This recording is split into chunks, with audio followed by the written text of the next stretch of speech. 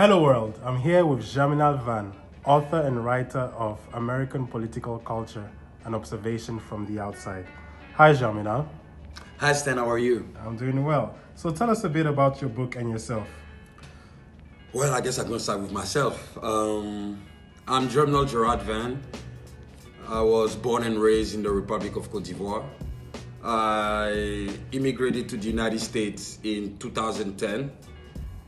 I pursued a bachelor's degree in government, and I earned that degree in 2014 from the Catholic University of America. Then I subsequently pursued a master's degree from the George Washington University, and I earned that degree in 2017. I believe it was important for me to express my views of the uniqueness of the political culture of the United States. You know, the United States is a melting pot, a big diversity of multiple backgrounds who are all gathered in one soil to create one nation. So how these cultures live together and how they all come together as one people under one sovereign.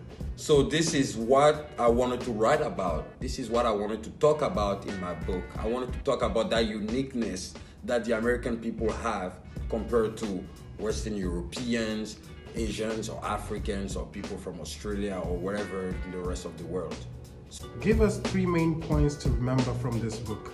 So the first point is the absolutism of the rule of law. Of course, the rule of law is not perfect in American society, but it has prevailed over the years and over 2 centuries. The second point I want people to remember from the book is the limits of individual liberties. As we know, too much freedom kills freedom. So when is to set the balance between personal freedom and the intervention of the government in order to regulate that freedom. And the third point is to understand that the criminal justice in the United States is not utterly adequate. So I've talked in the book saying that there are a certain class of people who are still maintained as second-class citizens compared to others. So there is no equality at most in American society. Coming from Africa myself, what do you think that me and other fellow Africans should learn about the American political culture? Well, thank you, Stan, for that question. It's a very significant question. So the first thing to understand is that the main difference between the United States and developed countries and underdeveloped countries is that the rule of law is the main element that runs the nation in the United States. In the United States, people do not have faith in their political leaders, they have faith in political institutions. In Africa, we do the mistake, and that mistake we have been doing for many, many centuries, to put our faith in the leaders instead of the office. Because when the leader dies, the system dies with him. But in America, the leader dies or moves on and the system remains. There's that phrase in French that says, les hommes passent mais l'état demeure.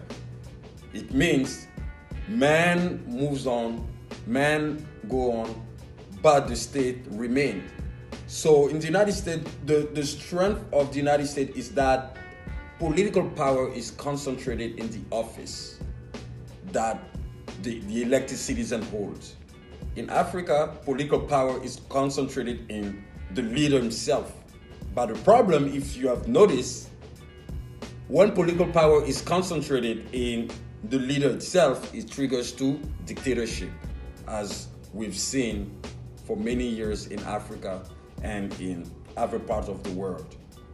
So that's the very, very important difference between the United States and the rest of the world. And I strongly advise my African fellows to definitely advocate for political institutions, for a peaceful transition of power.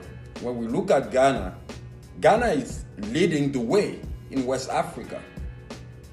In Ghana, every president leaves power after his term is done. In Ghana, we have not seen an act of war because a politician lost an election.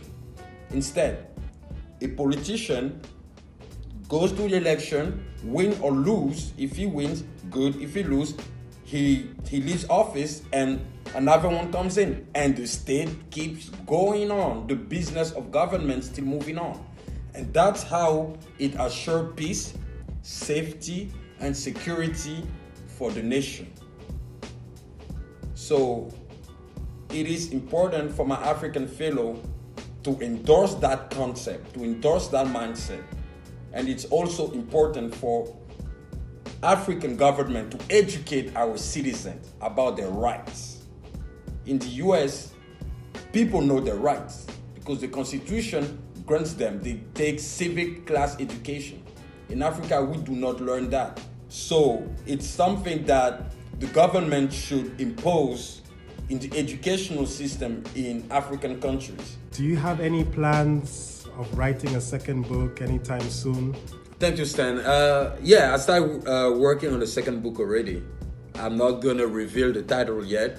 You know, I have to make sure that the manuscript is written fully, edited, and then I can reveal to the public, and especially to my audience, what is it about. I highly exhort my audience, my readers, to read American political culture and observation from the outside, because it's an academic book that also encompasses my personal reflection on the political culture of the United States. I want the book to be used in classrooms, in political philosophy classes. The book is available on Amazon, $3.99 for the Kindle version and $20 for the paperback version. I'm very proud of the job I've done. I know there is more to do. And with the support of my sister, the support of my wife and my family, and all my friends, I believe I will be able to publish more books in the future. Thank you, Germinal. Thank you, Stan. My pleasure.